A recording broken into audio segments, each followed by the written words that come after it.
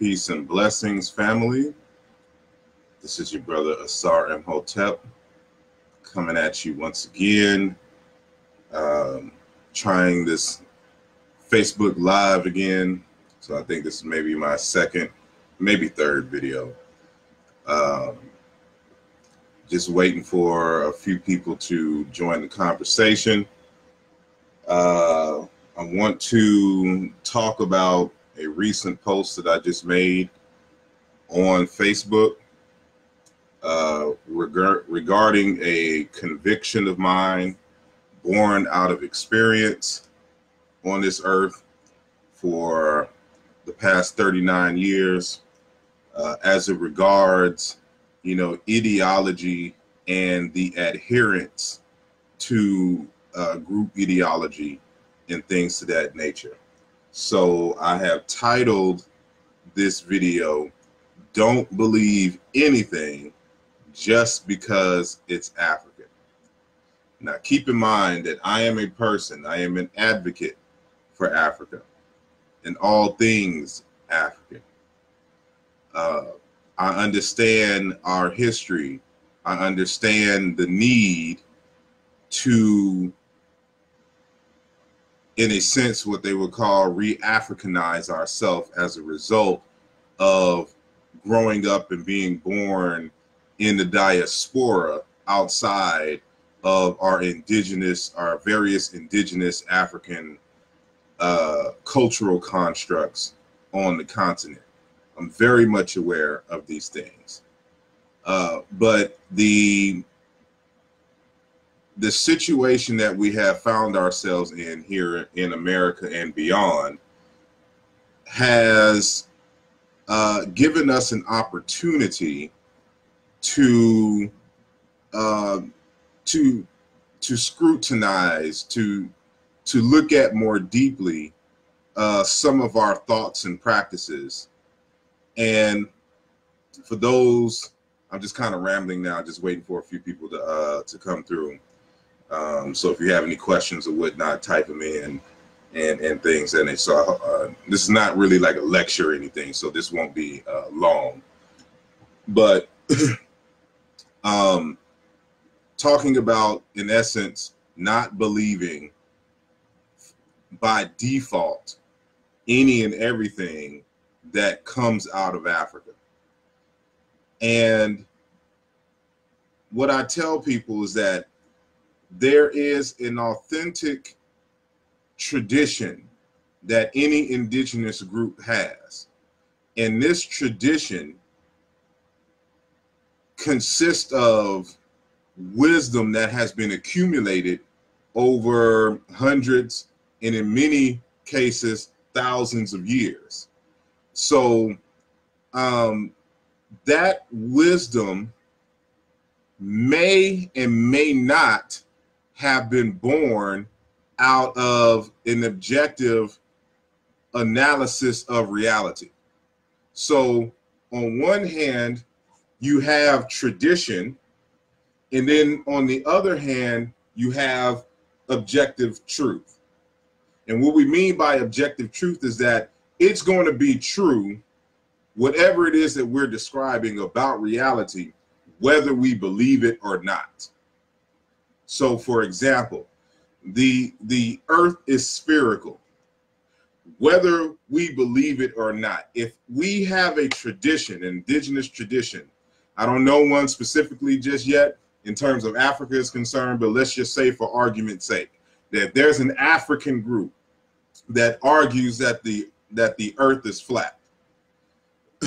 Whether we should believe that the earth is flat or round should be based on an objective truth, not just because it is quote unquote African. And we have to understand that this concept of being African is relatively new in history. There was no Africans prior to 1884 during the Berlin Conference. The Europeans divided and named the whole continent Africa, and then thus grouping a collection of people and calling them Africans. And so there is no such thing as a collective African consciousness, because to be conscious of something, you have to be aware. And there are still groups in Africa who don't realize their historical connection to each other from across the continent. And so this concept of being an African really is in development, but that's neither here nor there. So this information is pertinent because those of us in the diaspora, we judge things on whether it is quote unquote African or not, in terms of whether we should adopt it in terms of a particular thought paradigm or a particular practice. So many people will dismiss anything that doesn't come from the continent of Africa, but uncritically will adopt things from the continent of Africa. And what I'm arguing here essentially is that regardless if it comes from the continent or not, that should not be the criterion for why we should or should not adopt a particular practice or not. What matters ultimately is whether it is true or not, or whether it is useful and beneficial to you, your family, your people, etc., or not.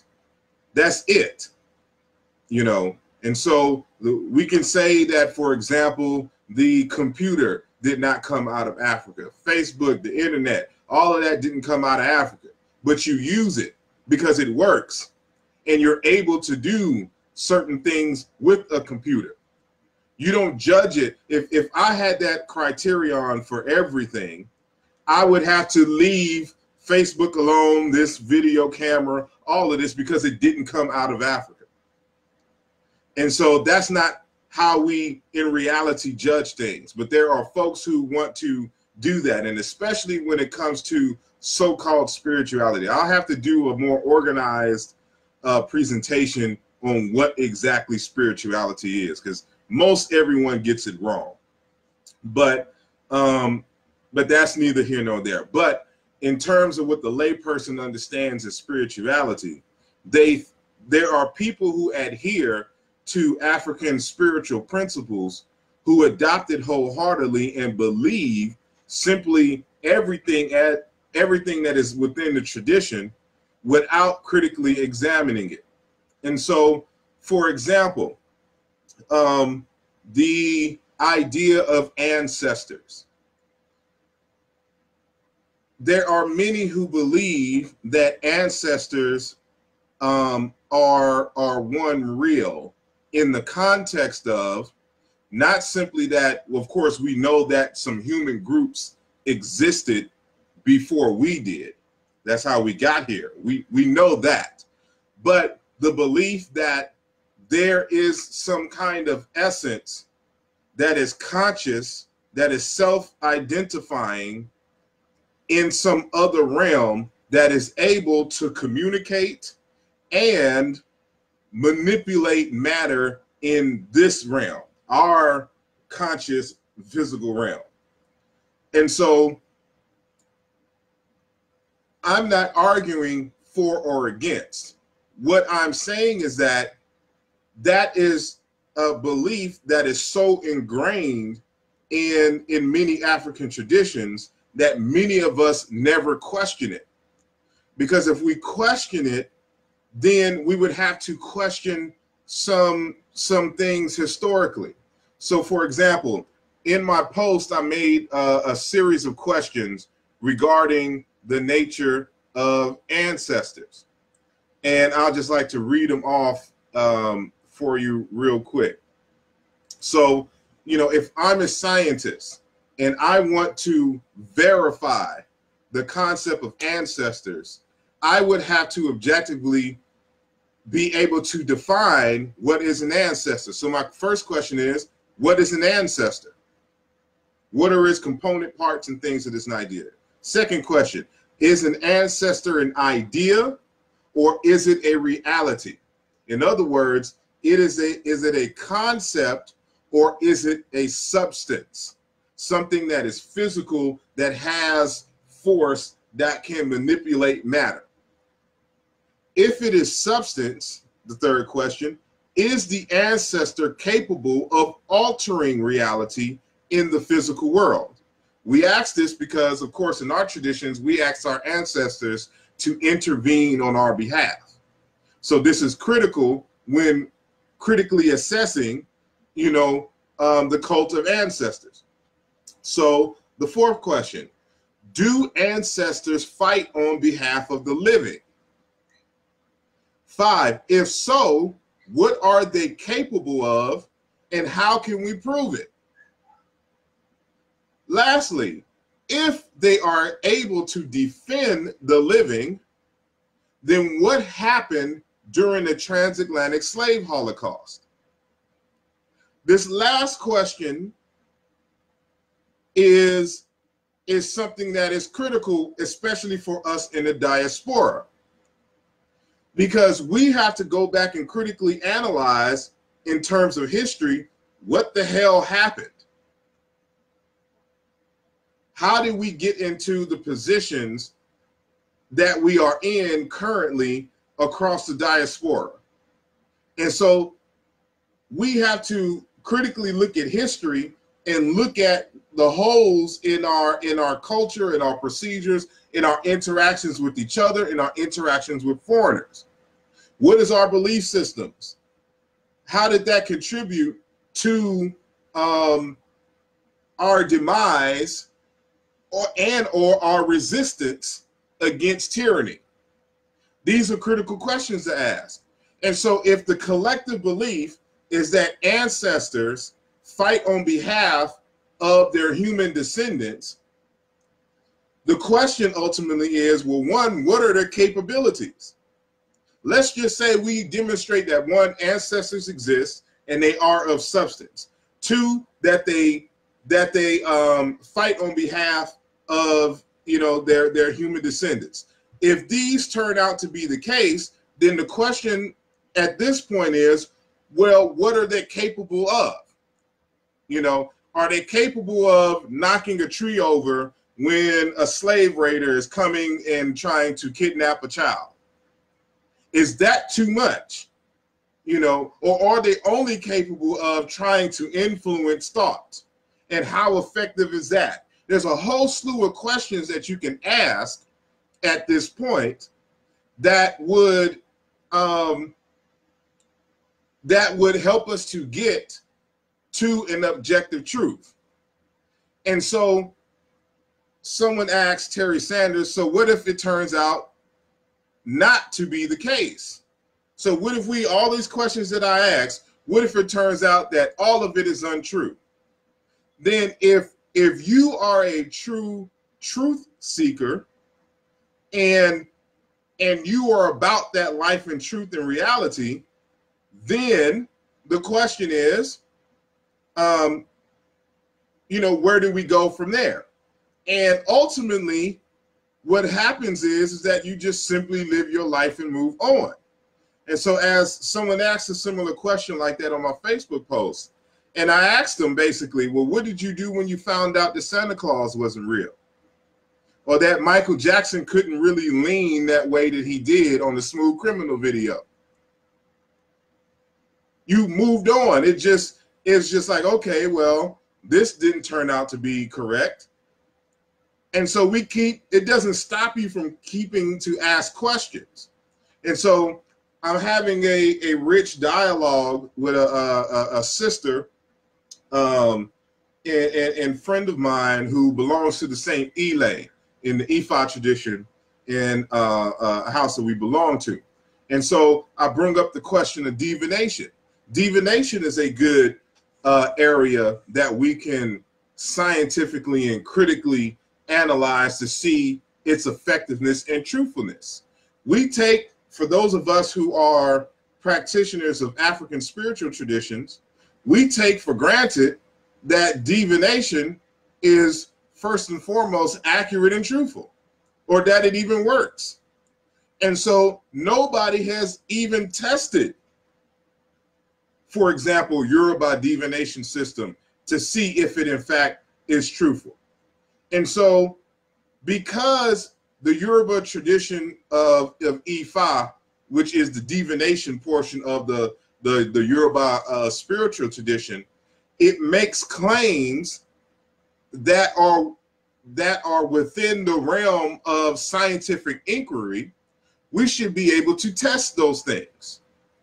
And so the example that I gave in the post was that one way that you can test on whether divination is in fact valid or not is, well, first and foremost, we got to, of course, define, because science always deals with defining things accurately first, so that our experiments are born out of a proper definition of things in reality in which we see. So define what a divination, saying is, and then find out or describe the claims of divination. What do people or adherents claim that divination can do? And then you're able to design experiments that either falsifies or validates the claims made by the tradition. So, for example, divination is often used to answer yes or no questions regarding the lives of human beings. And so with this being the case, for example, what we can do is take about, the example that I use, just to keep it simple, we would actually be more elaborate in our scientific experiment, but just to keep it digestible for the general audience, let's say we get 4 babalawos, diviners, awos, in the Yoruba. So our experiment is we're going to test the Yoruba concept of divination, which is known as Ifa. And we get 4 babalawos from 4 different geographical areas in Yoruba land. These babalawos do not know each other and have never met, so that there is no, so we can eliminate, for example, confirmation biases and things of that nature. We separate them. We have a person to do a series of acts so that their actions are imprinted in the ether, in the universe, whatever.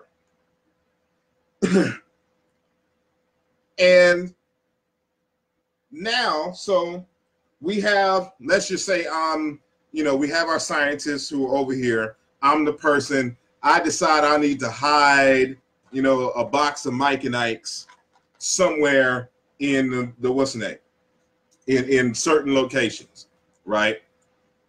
I have these 4 babalawos answer a series of questions. They're all the exact same question given to every single babalawo in the experimentation.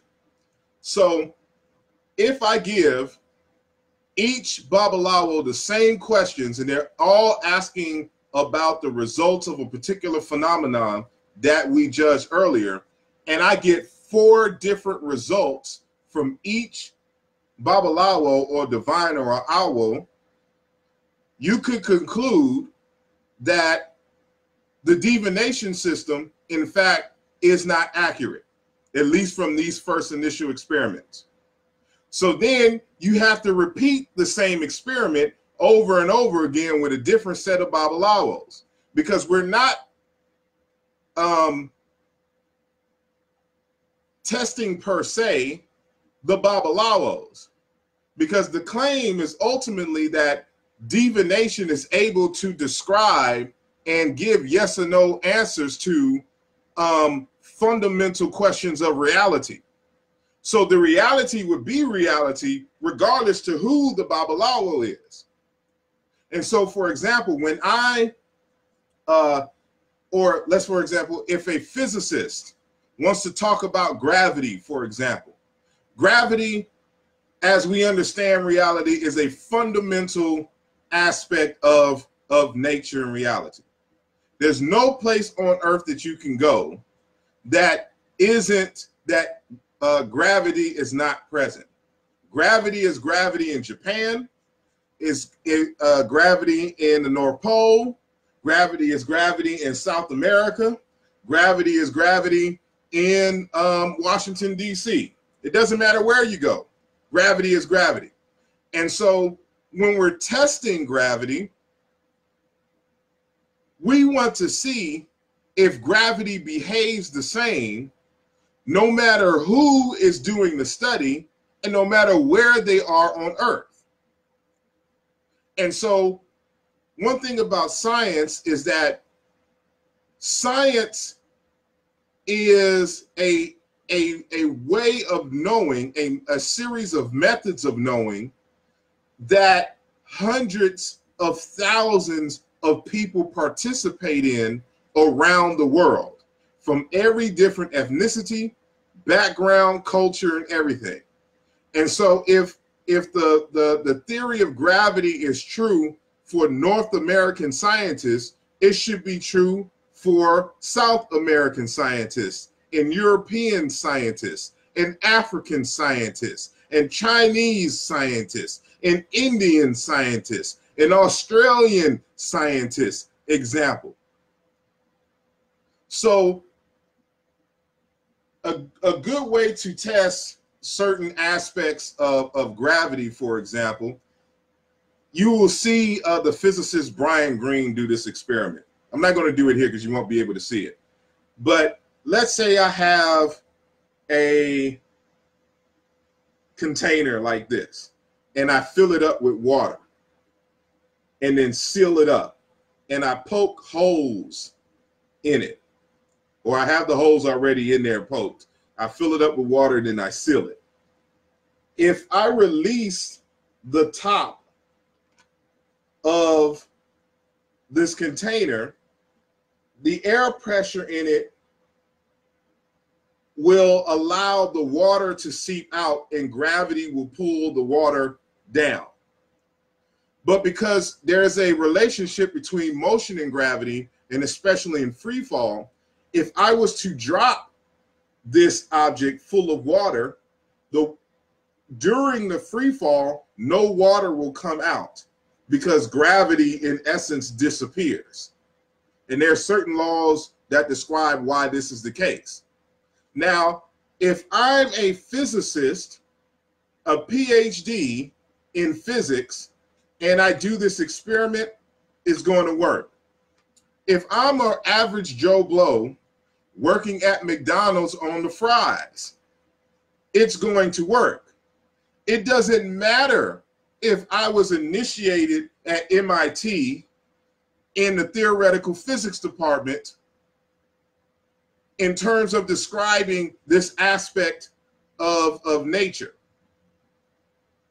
or if I dropped out of school in the 6th grade, because this aspect of reality that we're describing in terms of gravity is a fundamental truth and objective of nature itself. And so it's the same thing when it comes to, for example, divination, because they're looking for answers to questions about history and or destiny.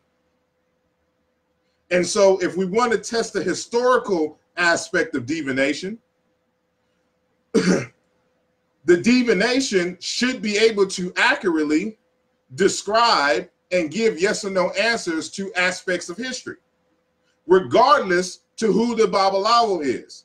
And the reason why I'm bringing this up is because there are people who will try to say that the only reason why the divination works is because of the character and or the prestige and knowledge of the particular diviner.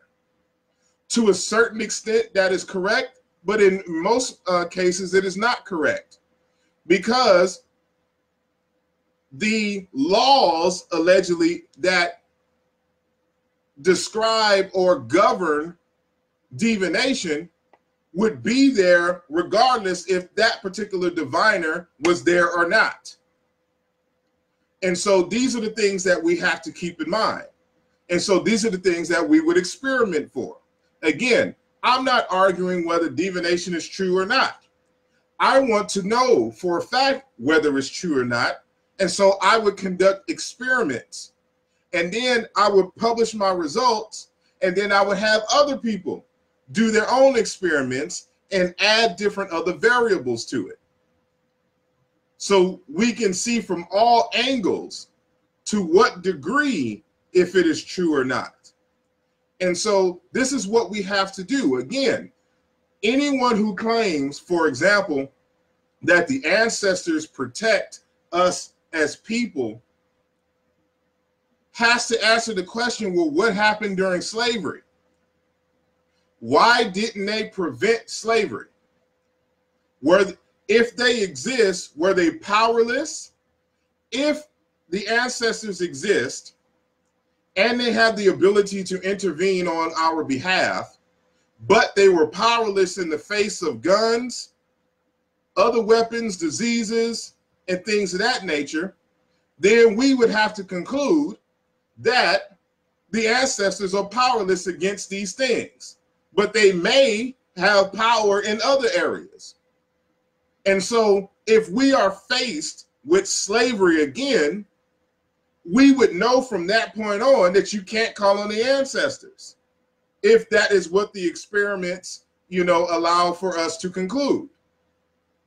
And so this is why this type of information is valuable, because we're in a situation now where we have to rebuild ourselves and our culture. And we need to take, moving forward, what actually works. What will allow us to defend ourselves against the negative forces of reality that seek our demise.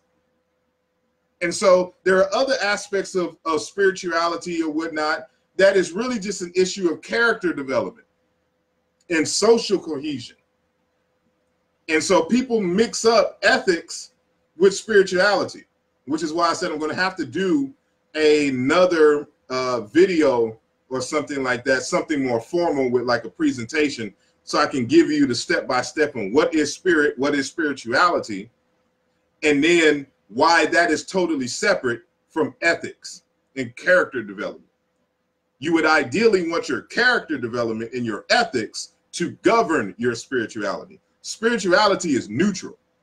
It doesn't give a rat's ass how you use it. Spirit is spirit. Spirituality is to make reality spirit, to transform it into some kind of experiential thing in reality. But again, I'm getting ahead of myself, and that's another different, topic. So I'm just now seeing some of the comments now. So if anyone has any comments or whatnot, please put it up in the live. And so, of course, there's those people that going to be disagreeing with me, and that's fine. I've learned early on, especially when I was in the Hebrew Israelite tradition, that too many of us, like I'm blessed. I take the whole Hebrew Israelite experience as a blessing. I'm glad I went through that cult, or that tradition, because when I reflect on my participation in it, I see where I went wrong in terms of my ideology. First and foremost, I just believed what a lot of folks told me because they were allegedly authorities on the subject. And so these are people who are in the tradition, and because it sounded right, I rode with it. And not only did I roll with it, I would be out in the streets arguing and defending it, against anyone who has something negative to say about the teachings. And so when I got out of that tradition and had some time to reflect on it, I see again where I went wrong. I didn't critically analyze anything. I didn't do my own self-study. And once I started asking those critical questions, and some of y'all know my story and the questions that I asked while I was in the tradition, which ultimately led to me leaving, I got to see why people who are in religious traditions are afraid of critical questions. Whether it's Hebrew, whether it's Muslims, or whether it's African spiritual traditions, they all do the same thing. They all want you to have faith in the system without any type of verification that everything or parts of the system is right and exact. And when you come across those individuals who are not open and willing to test, to put their ideas to the test, then you have to step back and reevaluate your relationship with those peoples and that system. Because if it's truth, truth only is born out of scrutiny. It's born out of questions and testing. You don't know what is true until you're able to test it. Otherwise, you have a hypothesis. We have a hypothesis of ancestors. We have a hypothesis of the intervening of ancestors. We have a hypothesis of divination. We have a hypothesis of a whole lot of things. And so until we have the facts, the experiments, you know, done, then, you know, we have some truths. And so people got to understand that I am an African practitioner of several different indigenous spiritual traditions. This is something I do. Some things out of tradition and some things because it works for me. Other things I question, and I have no problems questioning it. And so there's a difference between me and my personal relationship with these traditions, and then me as a scholar, as an elder in training, as someone who is trying to draw us back to our indigenous cultures and things. That's a totally different position that I'm in. And so I have to be mindful of what I tell y'all. And so what I tell y'all is in terms of what is real in reality, and you're taking what I tell you and utilizing it in your life, I'm responsible for.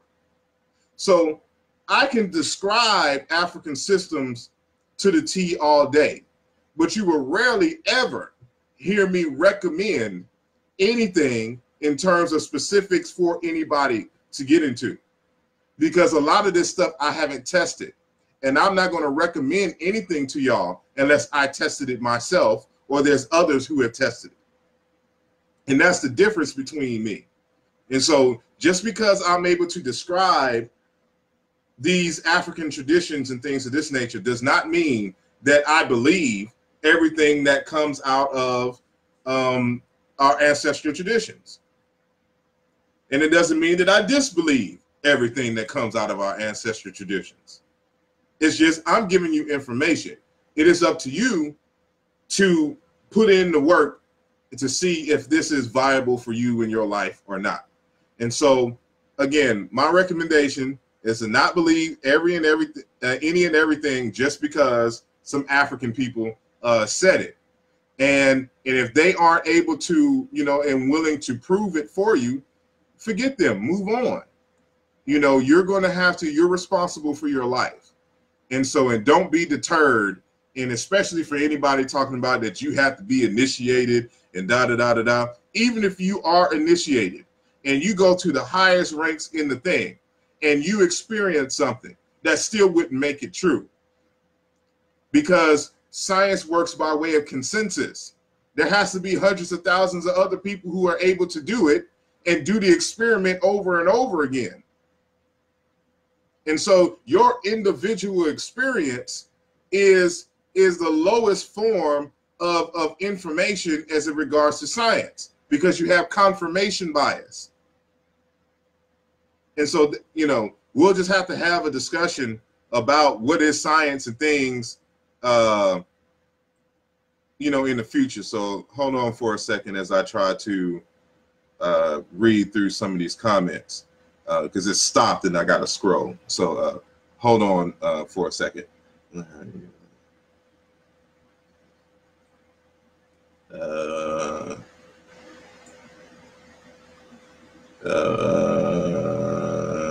me see. The U.S. government had to actually study witchcraft. I don't know. Y'all having your own little personal conversations in here, I see. Yeah, So absolutely agree. Absolutely incorrect. She just born out of scrutiny. Yep. This is why quantum physics. You know, y'all having it looks like y'all having a discussion, on your own. So I appreciate y'all for listening. And for those who are just joining, again, in short, I'm just, having an open discussion, putting on the people's minds to, in this day and age, in 2018 moving forward, that we shouldn't just believe and or adhere to African traditions simply because it is African. Just because it is African is not a great criteria to adopt the philosophy, to adopt the practice. That's not how and why we do things. We do things because it works and is truthful. And you have to have a means, you have to have a way to find out if it is true or not. And so those are the types of discussions that we need to have. And so I appreciate, everyone, joining this discussion. I wish there was a way that, you can get other people to join in on your Facebook Live, but, that isn't the case. So I didn't want to make this too long, so that we're already at basically 37 minutes. So I'm over my intended time, but I do appreciate all of you who are in the chat room and listening now, and for those who are listening later and y'all want to give me some critiques and give your position on what I said. The point is just to get the conversation going, and so I appreciate all of you, and I'm actually about to hang up and go back to studying because I'm in school and I have homework due tonight. So that's my reality. That's my truth. And appreciate y'all. Thank y'all for listening. Love you all. And I will talk to y'all later. Salute.